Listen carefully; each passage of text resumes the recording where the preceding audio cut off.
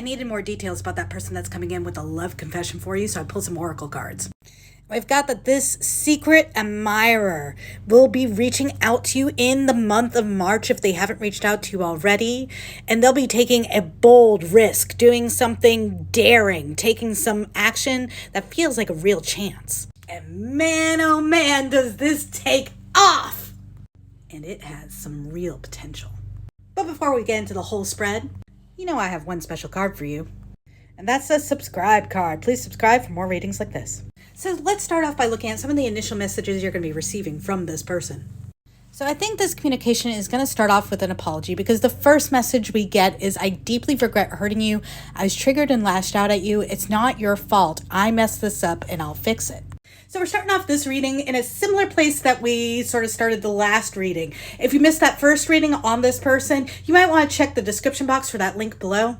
But yeah, this person sort of left you in this energy of like heartbroken, devastated. We had gotten the Three of Swords reversed. You've healed from that devastation. You've moved a lot past it at this point, but they recognize that they really do owe you an apology. And so that's the communication that's coming in first. And then we have this recognition of how special you are and how special this connection is. Because we have the message, I've never met someone like you. You're special. Please have patience with me because I'm still learning. So I feel like you're just kind of ahead of this person on your awakening journey. So this is or could be a twin flame type situation, but you've just been sort of moving faster along that path than they have. And they kind of recognize that. They're like, wow, I didn't realize how special you were, how special this connection was until we were separated, until I could see with open eyes what my actions were creating.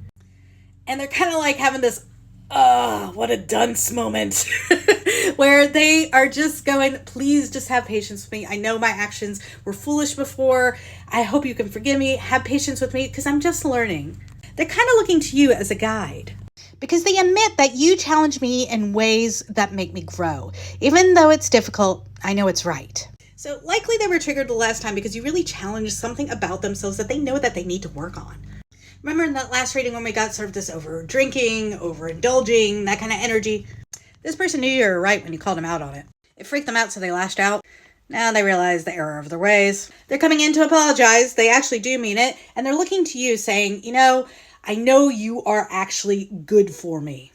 And ideally, in a long-term committed relationship, we do want someone who is good to us and good for us. And I think this person's like, man, that person could be you. And I feel like you're going to actually at least hear this person out. And as we progress through this, as long as you're staying in your power, reconciliation's coming up.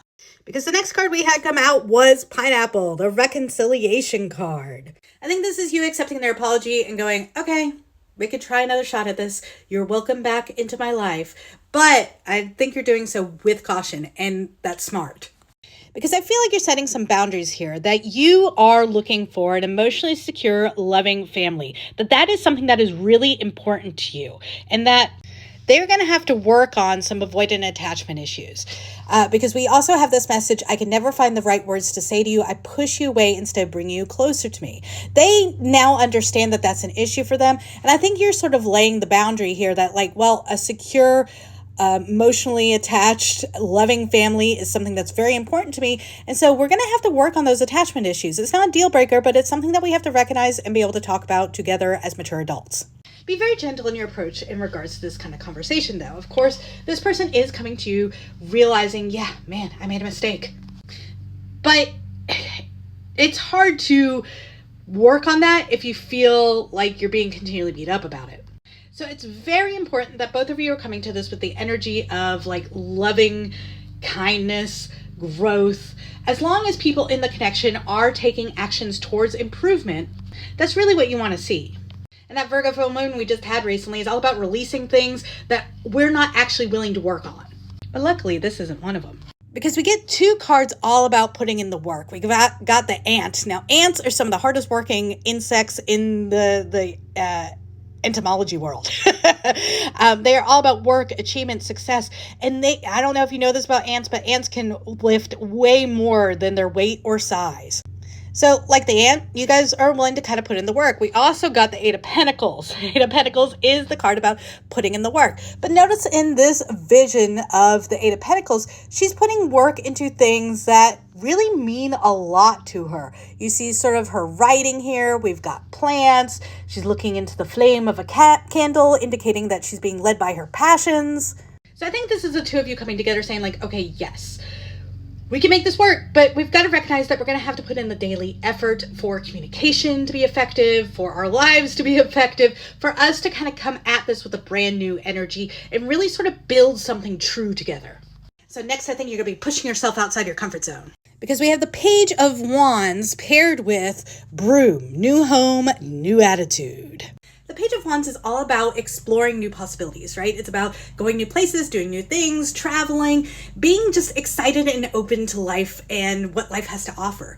Now, this Broom Oracle card is about specifically moving, okay? And creating a new home environment. And I feel like this is the two of you coming together saying, okay, how can we come at this from a very new angle, a very different angle, a different place from where we left off?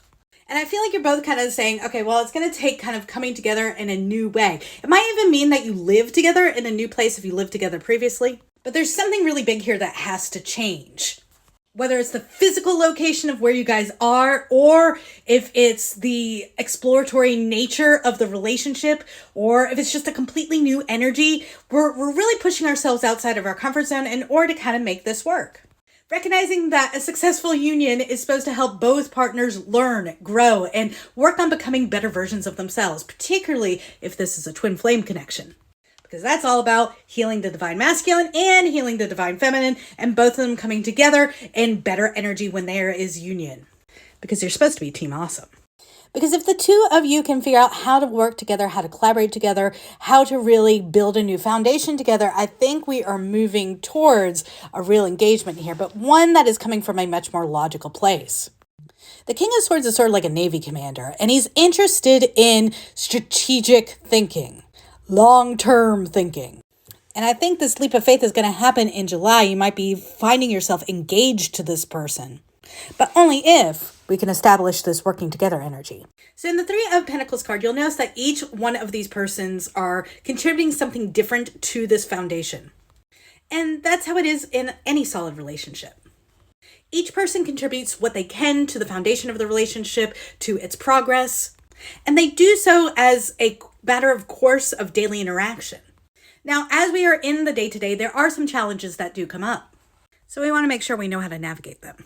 And I think those challenges have to do with things being exciting and new and really making room for one another and each other's perspective and what they enjoy and what they love. Four of Cups, we see an image of a figure who's being offered something that's emotionally fulfilling from the universe, but they're just kind of like, I don't care. So it's like ingratitude, right? Not fully appreciating one another. And I think that's going to be part of sort of the establishment of this relationship in a new energy. You're really establishing how each of you wants to be appreciated in the day-to-day. Like, do you want to thank each other for doing household chores? Do you want to set up a weekly date night? Are there certain times of day where you just need to sit down and have in-depth conversation? Do we like sending text messages to each other all throughout the day while we're working? These are kinds of things that are good to discuss in the early throes of a relationship, okay? I know the passion is really exciting when we are getting back together and everything, and now we're moving maybe towards engagement and even marriage and long-term commitment here, but establishing this strong foundation at the beginning, it helps avoid further problems down the road. You know that old saying, an ounce of prevention is worth a pound of cure? I think that's what we're working on here. Because in the Page of Cups reversed, we're recognizing that the lack of appreciation for one another in the everyday life, it actually comes from a rather emotionally immature place.